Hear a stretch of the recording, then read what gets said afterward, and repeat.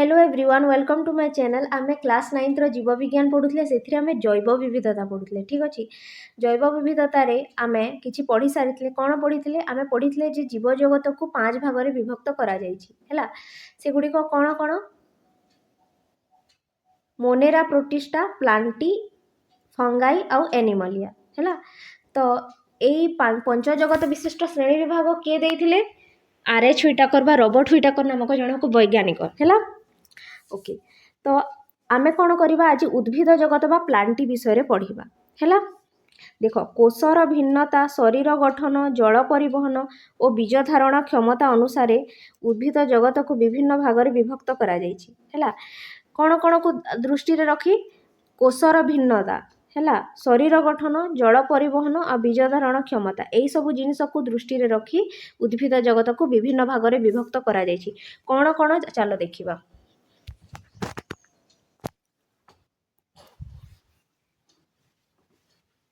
देख एटा है प्लांटी बा उद्भिद जगत एमानंकु दुई भाग में विभक्त करा जायछि अविभक्त शरीर विशिष्ट और विभक्त शरीर विशिष्ट अविभक्त शरीर विशिष्ट क्या कहवा जो जो उद्भिद मानकर शरीरटा भाग होनी माने से मानकर चेर कांड और पत्र अलग अलग नाही तांको शरीर रे तुमे चेर कोटा कांड कोटा पत्र कोटा बारी पारिबो नाही हैला तांको शरीरटा भाग होनी गोटे पिंडुला भरी थाए भाग न होइकी हैला से मानकु कहा जाउछि अविभक्त शरीर विशिष्ट तार उदाहरण कौन तार उदाहरण होछि थालोफाइटा मन रख थालोफाइटा होछि उद्भिद हैला जो मानकर शरीरटा किपरि थाए अविभक्त थाए हैला तापरे आसिला विभक्त शरीर विशिष्ट एहिपरि उद्भिद जो मानक शरीरटा भाग होइथिबो हैला भाग होइथिबो माने कांड चेर आ पत्र अलग अलग थिबो जो मानक शरीर भाग होइछि बा विभक्त शरीर विशिष्ट उद्भिद मानक पुणी दुई भाग रे विभक्त करा जायछि कोन कोन भास्कुलार टिश्यू भिन्न और भास्कुलार टिश्यू विशिष्ट हैला भास्कुलार टिश्यू माने कोन बुझुछ संवाही टिश्यू देख जल परिवहन और खाद्य परिवहन पाई उद्भिद मानक शरीर रे कोन थाए भास्कुलार टिश्यू थाए जेपरि कि आम शरीर रे मनीष मानक शरीर रे परिवहन पाई हैला किए दायी परिवहन पाई ब्लड बा रक्त है रक्त परिवहन करे आम शरीर रे है परी जो उद्भिद शरीर अच्छी उद्भिद शरीर रे परिवहन कार्यटा किए करे माने जलर परिवहन जल को गोटे उद्भिदर गोटे अंश रु आ गोटे अंश को लेकिन जीवा बा खाद्य को गोटे अंश रु आ गोटे अंश को लेकिन जीवा ये सब कार्य किए करे भास्कुलार टिश्यू करे है तो एपरी किछि उद्भिद अछंती जो मानकर भास्कुलार टिश्यू न थाए तो से मानक भास्कुलार टिश्यू विहीन कहा जाए है तार उदाहरण है ब्रायोफाइटा मन रख आ भास्कुलार टिश्यू विशिष्ट उद्भिद को माने देख भास्कुलार टिश्यू विशिष्ट उद्भिद माने जो मानकर भास्कुलार टिश्यू थाए बा संवाही टिश्यू थाए से मानक आमे पुणी दुई भाग में विभक्त करि परिबा कोन कोन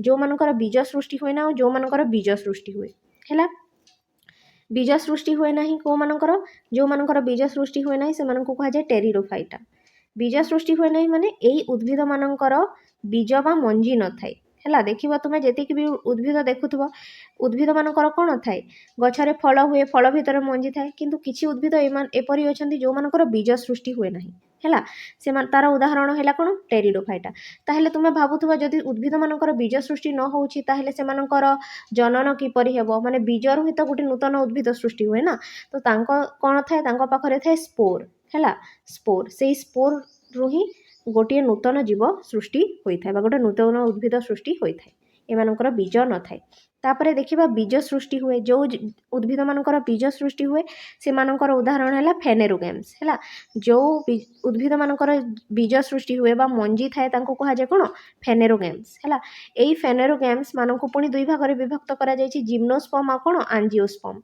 जिम्नोस्पर्म माने नग्न बीजी जो एमानकर तो बीज थाए ना फेनेरोगेम्स मानकर कोन बीज थाए किंतु सेई बीज थिबा उद्भिद पुणी दुई प्रकार जिम्नोस्पर्म माने जो उद्भिदर जीवटा खोला थिबो हैला बाहरे खोला थिबो आउ एंजियोस्पर्म माने आवृत बीजी जो उद्भिद मानकर बीजटा बा मंजीटा तुमर फ्रूट भितरे बा फल भितरे आवृत होई करिथिबो तुम्हें जेते गुड़े भी फल खाई मंजीटा कौटी थाए फल भितर थाए ना तो से माने हेले आवृत बीजी है जेपरि कि आंब पणस एमानकर है मंजीटा फल भितर लुचिकी थाए बा आवृत होइकी थाए तांको एंजियोस्पर्म कहा जाए किंतु एपरि केते उद्भिद अछंती जो मानकर मंजीटा खोला थाए है फल न थाए से मानकर मंजीटा बाहर एपरि खोला थाए से नग्न बीजी कहा जाए। है। तापर जदि आम देखा आंजियोस्पर्म बा आवृतबीजी जो उद्भिद माने अछंती से माने पुणी दुई प्रकार है, दुई बीजपत्री विशिष्ट आउ एक बीजपत्री विशिष्ट। दुई बीजपत्री विशिष्ट दुई बीजपत्री उद्भिद आसबे, एक बीजपत्री विशिष्ट एक बीजपत्री उद्भिद आसबे है। यहाँ थिला उद्भिद जगतर कौन श्रेणी विभाग। तापर चलो आम ताकू डिटेल रे पढ़िबा है। आम प्रथमे कौन देखिले कि थालोफाइटा है। आम प्रथमे देखिले थालोफाइटा। थालोफाइटा कौ अंडर रे आसीबो? थालोफाइटा कौथिरे आसीबो, कौ श्रेणी रे?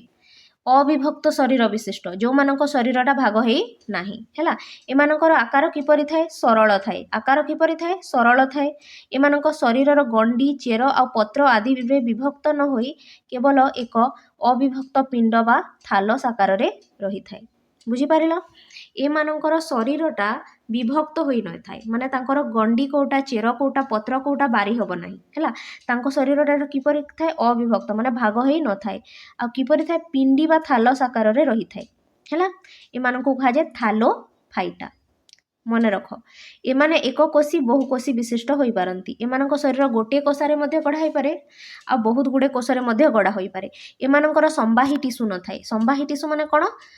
जो परिवहन पाई जो टिश्यू थाए बा भास्कुलार टिश्यू थाए, जाइलेम और फ्लोएम, सेटा एमानकर न थाए। बुझी पारिल?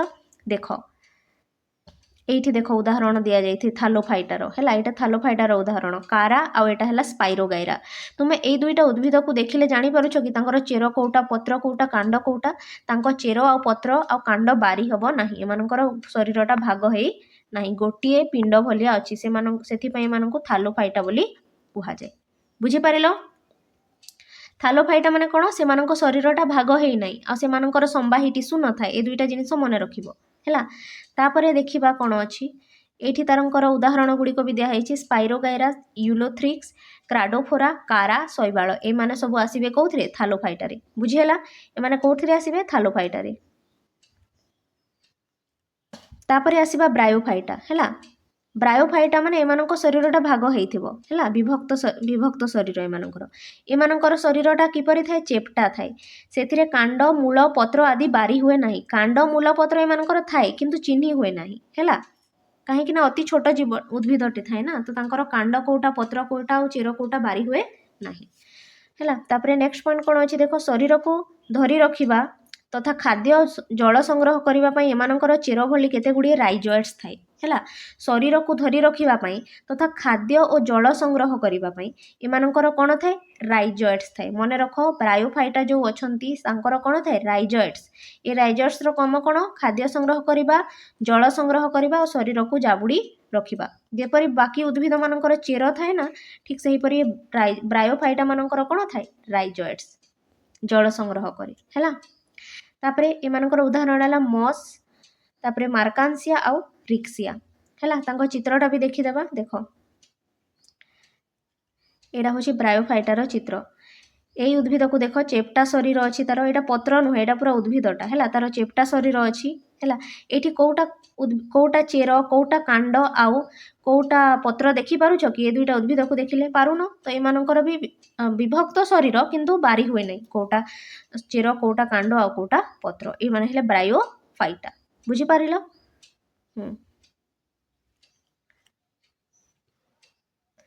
तापरे देखिबा टेरिडोफाइटा।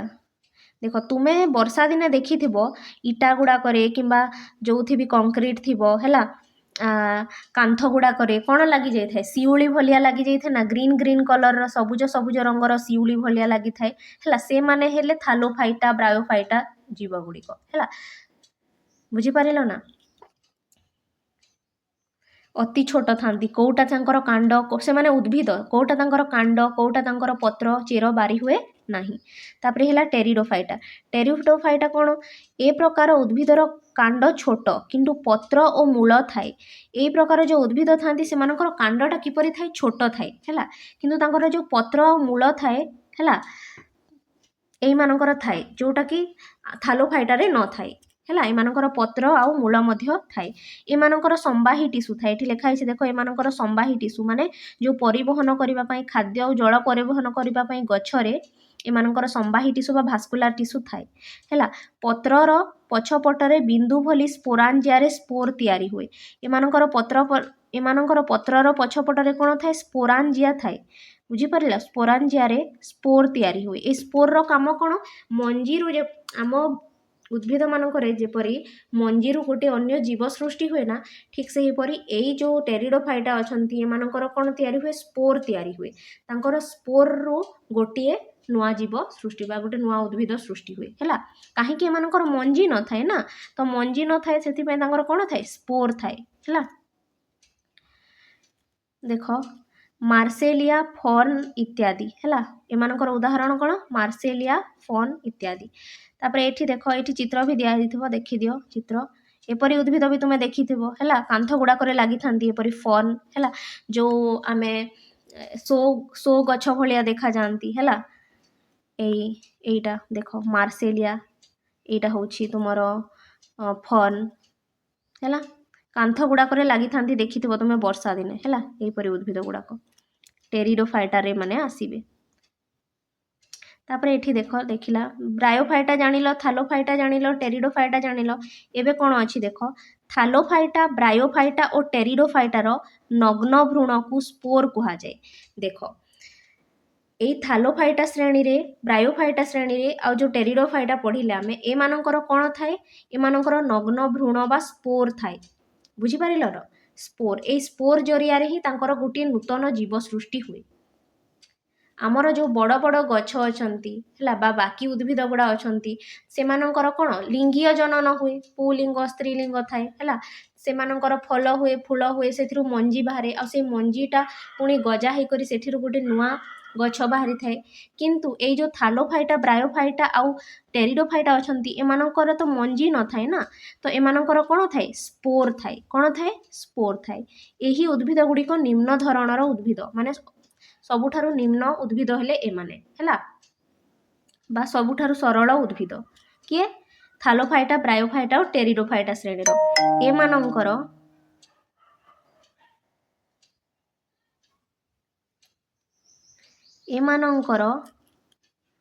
ଫୁଳ, ଫଳ ବା ମଞ୍ଜି ନଥାଏ। କୋଉମାନଙ୍କର? ଥାଲୋଫାଇଟା, ବ୍ରାୟୋଫାଇଟା ଆଉ ଟେରିଡୋଫାଇଟା ଶ୍ରେଣୀର ଉଦ୍ଭିଦ ମାନଙ୍କର ଫୁଳ ନଥାଏ, ଫଳ ନଥାଏ ଆଉ ମଞ୍ଜି ବି ନଥାଏ। ଏମାନଙ୍କୁ କ'ଣ କୁହାଯାଏ? କ୍ରିପ୍ଟୋଗେମ୍ କୁହାଯାଏ। କୋଉମାନଙ୍କୁ କ୍ରିପ୍ଟୋଗେମ୍ କୁହାଯାଏ?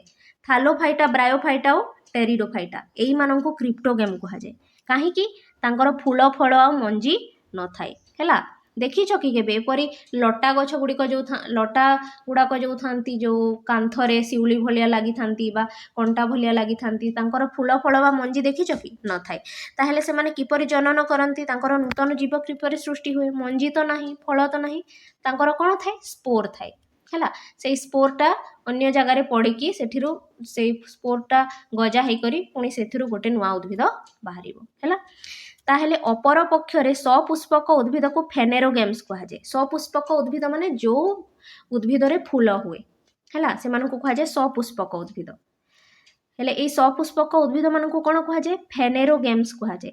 ହେଲା। ଏମାନେ ହେଲେ ଅପୁଷ୍ପକ ଉଦ୍ଭିଦ, ମାନେ ବ୍ରାୟୋଫାଇଟା, ଟେରିଡୋଫାଇଟା ଆଉ କ'ଣ ଥାଲୋଫାଇଟା। ତ ଏମାନଙ୍କୁ କ୍ରିପ୍ଟୋଗେମ୍ କୁହାଗଲା। କିନ୍ତୁ ଯେଉଁ ଉଦ୍ଭିଦ ମାନଙ୍କର ଫୁଲ ହେଉଛି ବା ସପୁଷ୍ପକ ଉଦ୍ଭିଦ, ସେମାନଙ୍କୁ କ'ଣ କୁହାଗଲା? ଫେନେରୋଗେମ୍। ମନେ ରଖ, କ୍ରିପ୍ଟୋଗେମ୍ ମାନେ ଅପୁଷ୍ପକ, ଫେନେରୋଗେମ୍ ମାନେ ସପୁଷ୍ପକ। ହେଲା। ସପୁଷ୍ପକ ଉଦ୍ଭିଦ ଜାଣିଛ, ଯେଉଁ ଗଛ ଗୁଡ଼ାକରେ ଫୁଲ ହେଉଛି, ତୁମେ ଦେଖୁଛ ତୁମ ଚାରିଆଡ଼େ ଯେଉଁ ଗଛ ଗୁଡ଼ାକ ଅଛନ୍ତି। ହେଲା। ଦେଖ, ଏମାନଙ୍କର ବୀଜ ବା ମଞ୍ଜି ଗୁଡ଼ିକ ନଗ୍ନ ଅବସ୍ଥାରେ ଅଥବା ଫଳ ମଧ୍ୟରେ ଆବଦ୍ଧ ହୋଇକି ରହିଥାଏ। ଯେଉଁ ଫେନେରୋଗେମ୍ସ ଅଛନ୍ତି, ସପୁଷ୍ପକ ଉଦ୍ଭିଦ, ଫୁଲ ହେଉଛି ମାନେ ତାଙ୍କର କ'ଣ ହୁଏ? ଫଳ ମଧ୍ୟ ହୁଏ। ଆଉ ଏଇ ଜୀବମାନଙ୍କର ଯେଉଁ ଫଳଟା ନଗ୍ନ ଅବସ୍ଥାରେ ବି ଥାଏ, ନହେଲେ ଫଳ ମଧ୍ୟରେ ଆବଦ୍ଧ ହୋଇକରି ରହିଥାଏ। ହେଲା। ଏହି ଆଧାରରେ ଫେନେରୋଗେମ୍ସକୁ ପୁଣି ଦୁଇ ଭାଗରେ ବିଭକ୍ତ କରାଯାଉଛି, ନଗ୍ନ ବୀଜି ଆଉ ଆବୃତ ବୀଜି। ମୁଁ କହିଥିଲି ନଗ୍ନ ବୀଜି ମାନେ ଯେଉଁ ଉଦ୍ଭିଦ ମାନଙ୍କର ଫଳଟା ଖୋଲା ଥିବ, ମାନେ ତାକୁ ନଗ୍ନ ବୀଜି କହିବା। ଖୋଲା ଥିବ ମାନେ ତା ବାହାରେ ଗୋଟିଏ ଫଳ ନଥିବ। ହେଲା। ଆଉ ଯେଉଁ ଉଦ୍ଭିଦ ମାନଙ୍କର ବୀଜକୁ ଫଳ ଆବୃତ କରି ରଖିଥାଏ ବା ଯେଉଁ ଜୀବମାନଙ୍କର ବୀଜ ବା ମଞ୍ଜିଟା ଫଳର ଭିତରେ ଥାଏ ସେମାନଙ୍କୁ କ'ଣ କୁହାଯାଏ? ଆବୃତ ବୀଜି। ଏହିପରି ଦୁଇ ଭାଗରେ ବିଭକ୍ତ କରାଯାଇଛି ଫେନେରୋଗେମ୍ସକୁ, ନଗ୍ନ ବୀଜି ଆଉ ଆବୃତ ବୀଜି। ବୁଝିପାରିଲ? ତାପରେ ଦେଖ କୋଉଟା ନଗ୍ନ ବୀଜି ଆଉ କୋଉଟା ଆବୃତ ବୀଜି ଦେଖିବା ହେଲା। ଏହା ଏକ ଗ୍ରୀକ୍ ଶବ୍ଦ। ଏଇ ଯେଉଁ ଜିମ୍ନୋସ୍ପର୍ମ ଲେଖା ହେଇଛି ନା, ଏହା ଏକ ଗ୍ରୀକ୍ ଶବ୍ଦ। ଏହାର ଅର୍ଥ ହେଲା ଜିମ୍ନୋ ମାନେ ନଗ୍ନ, ସ୍ପର୍ମ ମାନେ ବୀଜ। ତାଙ୍କ ବୀଜଟା ନଗ୍ନ ଅବସ୍ଥାରେ ଥାଏ, ମାନେ ତାକୁ ଫଳ ଆବୃତ କରି ନ ରଖିଥାଏ ବା ଖୋଲା ଥାଏ ସେଟା ହେଲା। ଏହି ପ୍ରକାର ଉଦ୍ଭିଦ ମାନଙ୍କର ବୀଜ ଗୁଡ଼ିକ ଫଳ ଭିତରେ ନ ରହି ନଗ୍ନ ଅବସ୍ଥାରେ ଏକ ରେଣୁ ପିଣ୍ଡ ଭାବରେ ରହିଥାନ୍ତି, ଯୋଉଟା ମୁଁ କହିଲି ହେଲା। ତାଙ୍କର ମଞ୍ଜିଟା କୋଉଠି ନଥାଏ? ଫଳ ଭିତରେ ନଥାଏ, ଖୋଲା ଆକାରରେ ରହିଥାଏ, ରେଣୁ ପିଣ୍ଡ ଭଳିଆ ହେଲା। ବୀଜ ଗୁଡ଼ିକୁ ବହନ କରିଥିବା ରେଣୁ ପତ୍ର ଏକ ଶଙ୍କୁ ବା କୋନ୍ରେ ସଜ୍ଜିତ ହୋଇଥାଏ। ଆଉ ସେଇ ବୀଜ ଗୁଡ଼ିକୁ ବହନ କରିଥାଏ ଗୋଟିଏ ରେଣୁ ପତ୍ର ହେଲା। ଆଉ ସେ କୋନ୍ ଭଳିଆ ସଜ୍ଜିତ ହୋଇକି ରହିଥାଏ ହେଲା। ଚିତ୍ରରେ ଦେଖିବା ଆମେ। ବୟପ୍ରାପ୍ତ ହେଲେ କୋନ୍ ଗୁଡ଼ିକ ସଲ୍ଭ ଗୁଡ଼ିକ ଖୋଲିଯାଏ ହେଲା। ବୟପ୍ରାପ୍ତ ହେଲେ ଯେଉଁ କୋନ୍ ଭଳିଆ ଥାଏ ତାହା ଖୋଲିଯାଏ ଏବଂ ବୀଜ ଗୁଡ଼ିକ ନଗ୍ନ ଅବସ୍ଥାକୁ ଆସି କ୍ରମେ ଖସିଯାଏ, ମାନେ ବୀଜ ଗୁଡ଼ିକ ସେ କୋନ୍ରୁ ବାହାରିକି ତଳେ ପଡ଼ିଯାଏ ହେଲା। ଯେପରିକି ଉଦାହରଣ ଦେଖ ଏଠି ଦିଆହେଇଛି, ଓଡ଼ସମାରୀ ବା ସାଇକସ୍, ପାଇନ୍, ଥୁଜା ଇତ୍ୟାଦି। ଏଇ ହେଲା କ'ଣ କ'ଣ? ଓଡ଼ସମାରୀ ବା ଯାହାକୁ ସାଇକସ୍ ମଧ୍ୟ କୁହାଯାଉଛି, ତାପରେ ହେଲା ପାଇନ୍, ତାପରେ ହେଲା ଥୁଜା ହେଲା। ଏମାନେ କ'ଣ? ଜିମ୍ନୋସ୍ପର୍ମ ବା ନଗ୍ନବୀଜି ଉଦ୍ଭିଦ। କାହିଁକି? କାହିଁକି ନା ଏମାନଙ୍କର ବୀଜଟା ଖୋଲା ଥାଏ, ଫଳ ନଥାଏ ଏମାନଙ୍କର। ଦେଖ ଏଇଠି ଦେଖୁଥିବ, ଏଇଟା କୋନ୍ ଭଳିଆ ଗୋଟେ ବାହାରିଛି ଏଠି, ୱେଟ୍, ଏଇଟାକୁ ଦେଖ, ଏମାନଙ୍କର ଫଳ ଦେଖାଯାଉଛି କି? କୋଉଠି? ଏଇଠି ନାହିଁ। କିନ୍ତୁ ଯେଉଁ ସ୍ପୋର ଗୁଡ଼ାକ ଅଛନ୍ତି ବା ସ୍ପୋର କହୁଛି, ଯେଉଁ ବୀଜ ଗୁଡ଼ାକ ଅଛନ୍ତି ସେ ବୀଜ ଗୁଡ଼ାକ କିପରି ଏପରି କୋନ୍ ଭାବରେ ଏଠି ଗୁଚ୍ଛ ହେଇକରି ରହିଛନ୍ତି ହେଲା। ଏଠି ମଧ୍ୟ ଦେଖ କିଛି ଫଳ ନାହିଁ, ତାଙ୍କର ବୀଜ ଗୁଡ଼ିକ ଏପରି ଖୋଲା ଭାବରେ କୋନ୍ ଭାବରେ ସଜ୍ଜିତ ହେଇକରି ରହିଥାନ୍ତି ହେଲା। ପଲେ ସେମାନେ ପାକଳ ହେଇକରି ପଡ଼ିଯାଆନ୍ତି ତଳେ, ଆଉ ସେଇ ଯେଉଁ ବୀଜରୁ ପୁଣି ଗୋଟେ ନୂତନ ଉଦ୍ଭିଦ ସୃଷ୍ଟି ହୋଇଥାଏ ହେଲା। ଏମାନଙ୍କର ଫଳ ନାହିଁ। ଜିମ୍ନୋସ୍ପର୍ମ ଯେଉଁ ଅଛନ୍ତି ସେମାନେ ନଗ୍ନ ବୀଜି ହେଲା। ତାଙ୍କର ବୀଜଟା ନଗ୍ନ ଅବସ୍ଥାରେ ଥାଏ, ତାକୁ ଫଳ ଢାଙ୍କିକି ରଖିନଥାଏ ହେଲା। ତାପରେ ଦେଖିବା ଆବୃତ ବୀଜି। ଆବୃତ ବୀଜି ମାନେ କ'ଣ? ଗ୍ରୀକ୍ ଶବ୍ଦରେ ଏହାର ଅର୍ଥ ହେଲା ଆଞ୍ଜିଓ, ମାନେ ଆବୃତ ହେଲା। ଆଞ୍ଜିଓ ମାନେ କ'ଣ? ଆବୃତ।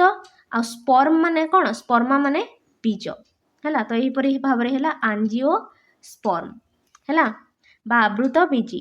ଏହି ପ୍ରକାର ଉଦ୍ଭିଦ ମାନଙ୍କର ବୀଜ ଗୁଡ଼ିକ ଗୋଟିଏ ଆବରଣ ମଧ୍ୟରେ ଆବଦ୍ଧ ହୋଇ ରହିଥାଏ। ଏହି ପ୍ରକାର ଉଦ୍ଭିଦ ମାନଙ୍କର ବୀଜ ଗୁଡ଼ିକ, ଏମାନଙ୍କର ବୀଜ ବା ମଞ୍ଜି ଗୁଡ଼ିକ କୋଉଠି ଆବଦ୍ଧ ହୋଇକି ରହିଥାଏ? ଫଳ ଭିତରେ ହେଲା। ତାହାକୁ ଫଳ କୁହାଯାଏ। ବୁଝିପାରିଲ? କାହାକୁ ଫଳ କୁହାଯାଏ? ଏହି ପ୍ରକାର ଉଦ୍ଭିଦ ମାନଙ୍କର ବୀଜ ଗୁଡ଼ିକ ଗୋଟିଏ ଆବରଣ ମଧ୍ୟରେ ଆବଦ୍ଧ ହୋଇକି ରହିଥାଏ, ତାହାକୁ ଫଳ କୁହାଯାଏ।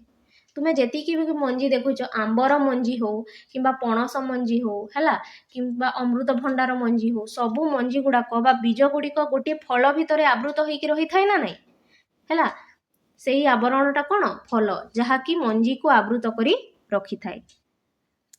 ତାପରେ ନେକ୍ସଟ ପଏଣ୍ଟ ଦେଖିବା, ବୀଜ ଭିତରେ ସାଧାରଣତଃ ଗୋଟିଏ କିମ୍ବା ଦୁଇଟି ବୀଜପତ୍ର ଥାଏ। ବୀଜ ଭିତରେ କ'ଣ ଥାଏ? ବୀଜପତ୍ର। ବୀଜ ଭିତରେ କ'ଣ ଥାଏ? ଗୋଟିଏ କିମ୍ବା ଦୁଇଟି ବୀଜପତ୍ର ଥାଏ। ଅଙ୍କୁରୋଦ୍ଗମ ସମୟରେ ବୀଜପତ୍ର ଗୁଡ଼ିକ ସାଧାରଣତଃ ସବୁଜ ଦେଖାଯାଆନ୍ତି। ଅଙ୍କୁରୋଦ୍ଗମ ସମୟରେ ମଧ୍ୟ ମାନେ କ'ଣ ବୁଝୁଛ? ଅଙ୍କୁରୋଦ୍ଗମ ସମୟରେ ମାନେ କ'ଣ ବୁଝୁଛ? ଯେତେବେଳେ ଗଜା ହୋଇଯାଏ ହେଲା, ସେ ମଞ୍ଜି ଗୁଡ଼ିକ ଯେତେବେଳେ କ'ଣ ହେଇଯାଏ? ଗଜା ହେଇଯାଏ, ସେତେବେଳେ ସେ ଯେଉଁ ବୀଜପତ୍ର ଥାନ୍ତି ସେଗୁଡ଼ିକ କିପରି ଦେଖାଯାଆନ୍ତି? ସବୁଜ ଦେଖାଯାଆନ୍ତି। ଦେଖିଛ ନା କେବେ ଗୋଟେ? ଏବେ ଦେଖ ଖରାଦିନ ଆସୁଛି, ଆମ୍ବ ଖାଇବ ହେଲା, ଆମ୍ବରୁ ଟାକୁଆ ବାହାରିବ, ସେ ତା ଭିତରେ କ'ଣ ଥାଏ? ମଞ୍ଜି ଥାଏ। ସେ ମଞ୍ଜିଟା ଗଜା ହେଇଗଲେ ଦେଖିବ ଶାଗୁଆ ଶାଗୁଆ ଭଳି ଦୁଇଟା ଏପରି ମାନେ ପତ୍ର ଭଳିଆ ବାହାରିଥାଏ ହେଲା, ସେଟା ହେଉଛି ବୀଜପତ୍ର। ବୁଝିପାରିଲ? ବୀଜରେ ଥିବା ବୀଜପତ୍ରର ସଂଖ୍ୟା ଅନୁଯାୟୀ ଆବୃତ ବୀଜିମାନଙ୍କୁ ଦୁଇ ଭାଗରେ ବିଭକ୍ତ କରାଯାଇଛି।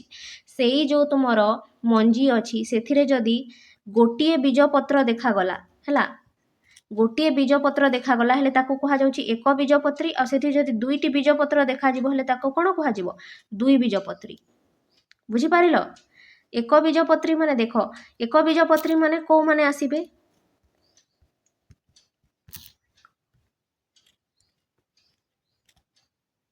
एक बीजपत्री उदाहरण किए किए धान गहम मका बाजरा बाउंस आखु नड़िया पियाज सबाई घास है धान चाष करुछ देखिबो जेतेबेले धानरू गजा बाहरे सेथिरु गोटे मात्र पत्र बाहरी थिबो पत्र भलिया गोटे बाहरी थिबो हैला तेणु एटा हैला एक बीजपत्री किंतु तुमे मुग बुट सिंब मटर चीनाबादाम तेंतुली कखारू करला लाउ एई सब उद्भिद को जदि देखिबो तांकर जेतेबेले गजा होउछि हैला सेतेबेले देखिबो दुईटा पत्र बाहरी थिबो तुमे कखारू बजिबा जो माखन कहंती ताकू देखिथिबो तुमे कखारू हैला ताकू जेतेबेले लगा होउछि कोन होउछि देखिबो दुईटा पत्र बाहरी थाए प्रथमे केतेटा पत्र बाहरी थाए मंजी को जेतेबेले जोगौछ से मंजीरु गजा हे करी प्रथमे केतेटा पत्र बाहरी थाए दुईटा पत्र बाहरी थाए देखिथिबो ना दुईटा हैला तो ताकू कहा जाउछि एक बीजपत्री और दुई बीजपत्री बुझी पारिलो आवृत बीजी उद्भिद माननकु दुई भागरे विभक्त करागला कोन कोन एक बीजपत्री और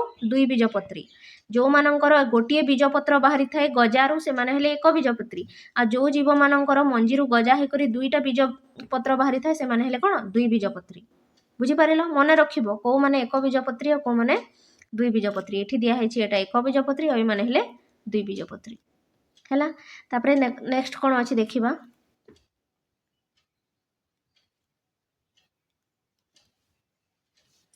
देखो ये कार्लोस लिनायस ये वैज्ञानिक चित्र दिया जाइछि हैला कार्लोस लिनियस स्वीडेन देश रे जन्म ग्रहण करथिले कार्लोस लिनियस कोठी जन्म ग्रहण करथिले स्वीडेन देश रे वृत्ति रे से जणे कोन थिले डाक्टर थिले उद्भिद मानक अध्ययन करिबा पई से बहुत आग्रही थिले से कोन करुथिले उद्भिद मानकु बा गछ मानकु से अध्ययन करुथिले तांको विषय रे जानुथिले परीक्षा निरीक्षा करुथिले जणे धनी सरकारी कर्मचारी व्यक्तिगत चिकित्सक थिला बेले से तांकरी बगीचा रे उद्भिदर विभिन्नता उपरे अध्ययन करिथिले हैला से जणे धनी सरकारी कर्मचारी चिकित्सक थिले तांको से चिकित्सा करुथिले हैला एई से डाक्तर हिसाब रे तांकर चिकित्सा करुथिले तो से जेतेबेले तांको संगरे रहुथिले तांको बगीचा रे कोन करुथिले उद्भिद उपरे अध्ययन करुथिले से धनी व्यक्तिंक घरे जो बगीचा थिला सेठी से उद्भिद मानकर अध्ययन करुथिले हैला 14टी गवेषणा पत्र प्रकाशित कला परे से सिस्टेमा नेचर नामक पुस्तक लिखिथिले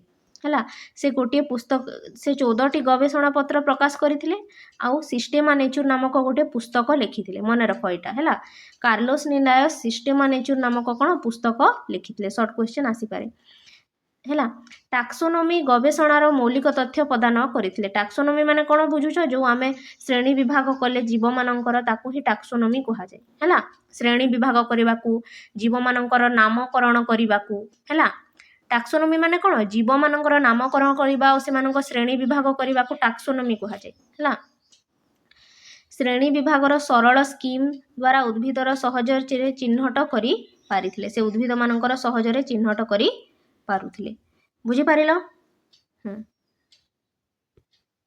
देखो तुम घर निकटस्थ बगीचा कृषि क्षेत्र रास्ता कड़ विद्यालय आदि रे तुम्हें विभिन्न फोटो आदि रे विभिन्न उद्भिद मानकर फोटो चित्र संग्रह कर चारिआडे देखिबो जेतिकी भी उद्भिद अछंती तुम चारिआडे से उद्भिद मानकर फोटो संग्रह करिवो आ से उद्भिद मानकू देखिकी फोटो न किछि रे मध्ये से उद्भिद मानकू देखिकी तुमे से मानक श्रेणी विभाग करिवो मने कर तुम घर बाहर गोटे आंब गछ अछि हैला सेही आंब गछटा कोउथरे आसीबो थालोफाइटारे आसीबो कि ना थालोफाइटारे आसीबोनी काहेकि ना तार विभक्त शरीर अछि कांड चेर मूल अछि ब्रायोफाइटारे आसीबो कि ना टेरिडोफाइटारे आसीबो कि ना टेरिडोफाइटारे भी आसीबोनी हैला तो कोउठिरे आसीबो जिम्नोस्पर्म रे आसीबो कि एंजियोस्पर्म रे आसीबो क्रिप्टोगेम रे आसीबो फेनेरोगेम रे आसीबो एही परि तुमे क्लासिफिकेशन करिवो तुम बाहर जो आंब गछटा अछि सेटा कोउथरे आसीबो ताहा एंजियोस्पर्म रे आसीबो एंजियोस्पर्म माने कोन आवृत बीजी उद्भिद हैला आवृत बीजी माने कोन तार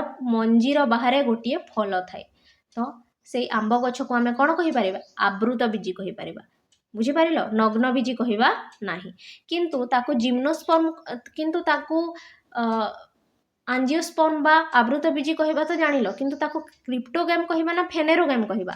क्रिप्टोगैम माने जो मानकर फूल फल मंजी न थाए, किंतु आंब गछर तो अच्छी ना, फूल होउछि सेथिरे फल होउछि मंजी होउछि, तो आंब गछटा कोथिरे आसीबो, फेनेरोगैम्स रे आसीबो। बुझिगला। तो कोउटा एक बीजपत्री विशिष्ट, कोउटा दुई बीजपत्री विशिष्ट, कोउटा क्रिप्टोगैम, कोउटा फेनेरोगैम, कोउटा जिम्नोस्पर्म, कोउटा आंजियोस्पर्म हैला। ए सब तुमे क्लासिफिकेशन करिवो बाहरे जेतिकी गुडे जीव अछंती, जेति गुडे उद्भिद अछंती सेमानंकु देखिकी। बुझि पारिलो।